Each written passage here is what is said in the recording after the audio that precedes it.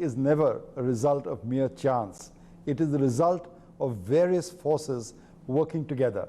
For my guest, his religion, his childhood, his education, his deep desire to earn money is the philosophy that shaped how he picks stocks even today. Hello everyone, I'm Ramesh Damani, welcoming you to another segment of the Wizards of Dalal Street, a fresh breeze. My guest today, the head of equities at Motilal Oswal Mutual Fund, Taher Badshah. Taher, thank you and welcome to our show. Thank you. Thank you for having me. Pleasure, Taher. Taher, there's a song called Money, Money, Money, but that was also your swan song, wasn't it? You also wanted to make money. Yes, I think so. I think that realization came in very early in the in my career and in my lifetime that we needed to get somewhere. It was from very humble beginnings. So obviously that there was this this great urge to get to a level which was relatively more respectable. So I think I started working towards that idea. The idea shaped up in my mind in terms of getting into equity markets. It was quite a departure because I started off as an engineer. I learned a lesson in persistence from you. Here you're an engineer and you went knocking, cold calling for a job as an analyst at Inquire, the old avatar of Motilal Oswal.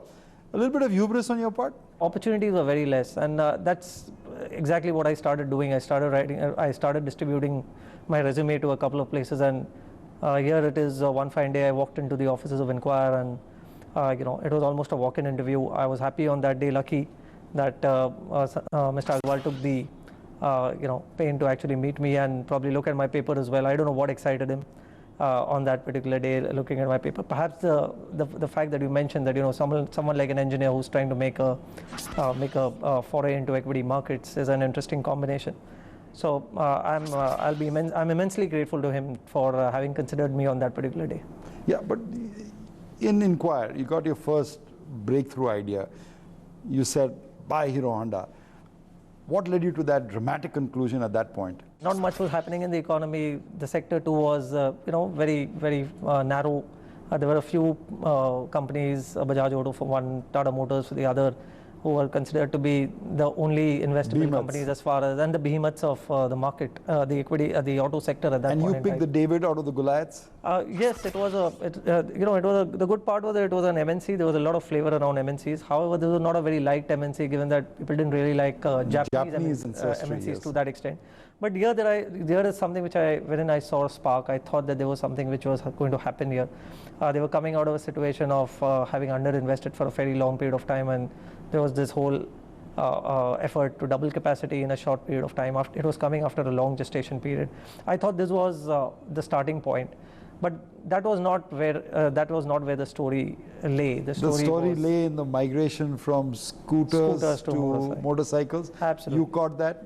Yes, I think that is I started to flesh out the story in my mind, and I used to have these repeated sessions with Ramdevji. I remember late into the evenings, and I think that's how it came about that this is a story not about the capacity expansion, but this whole element of mobility. Mobility was so constrained at that point in time in a country like India, and especially in the rural markets. Scooter was only a largely urban city-led phenomenon.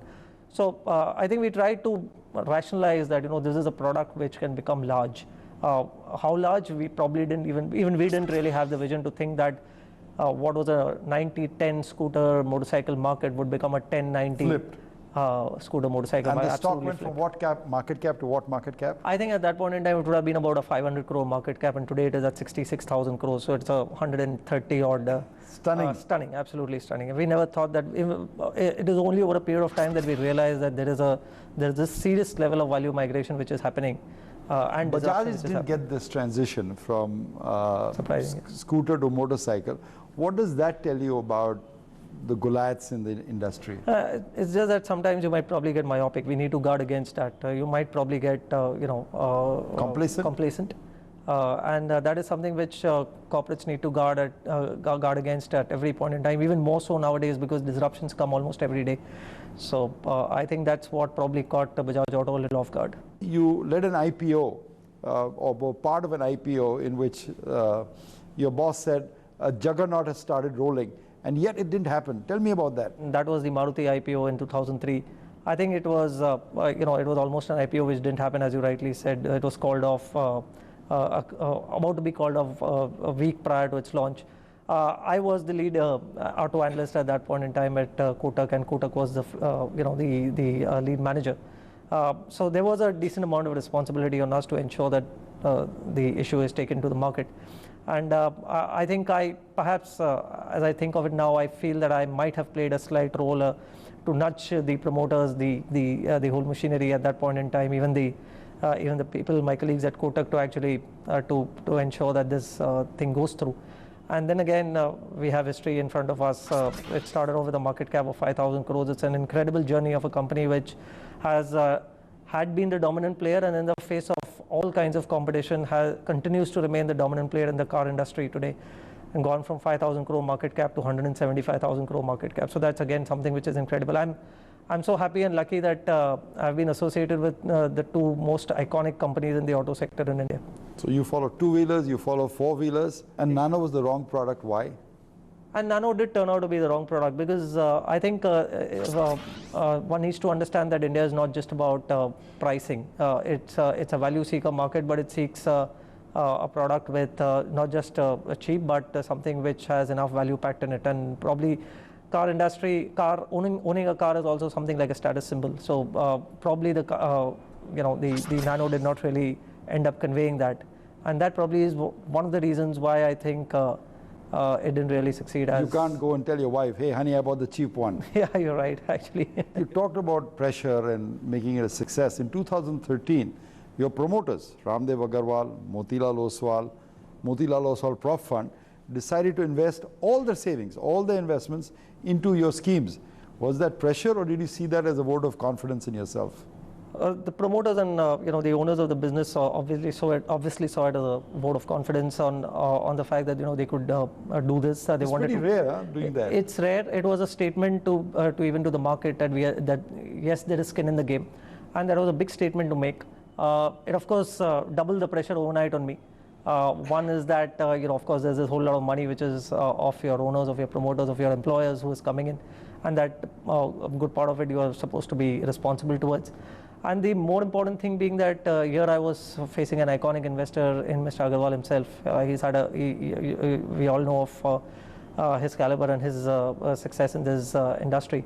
So he's a tough act to replicate, and that was a challenge. That was the other level of challenge for me. That can I do even half of what he has done? Even good businesses sometimes blow up on your face. As a fund manager, talk to me about some of your failures. Oh, we had them pretty early in our investment days itself. So we had a couple of companies, like MCX was one which turned out to be quite a painful one for us. More from the point of view that it happened in the very early months of our mutual fund career, and it was a very large allocation. Unfortunately, it faced the knock-on effect of financial technologies. Yes, and for no crime of its own, we very well knew that this was a franchise which had nothing to do with it, but unfortunately got carried away in the collateral damage. But here we are reasonably vindicated now by, we've stood the ground. We've, as our philosophy has always indicated, that we wanted to be buy and hold. We knew that the value of the franchise was intact. They were still market leaders in the business that they were doing. The commodity exchanges business and the trading businesses. And very profitable at that as well, 90%, 70, 80% margins and so on. So 90% market share. So that's something which we always liked. It was pretty intact. It was just a matter of the business coming back. And I think it's come back in a great way. You're also fulfilling your boyhood dream of making more money? Kind of. I know it's come around pretty well. I wouldn't have thought that I would get where I've got in the last 15 years. So yes, God has been kind, it's been great, and it's been a great journey as well. Taher, your last name is Badshah, which means king or emperor, and a king is supposed to have many eyes and ears, and you're doing the same job for your mutual fund investors. You're being most kind, Ramesh. Thank you very much for having me once again. We'll see you in another segment of the Wizards of Dalal Street, a fresh breeze.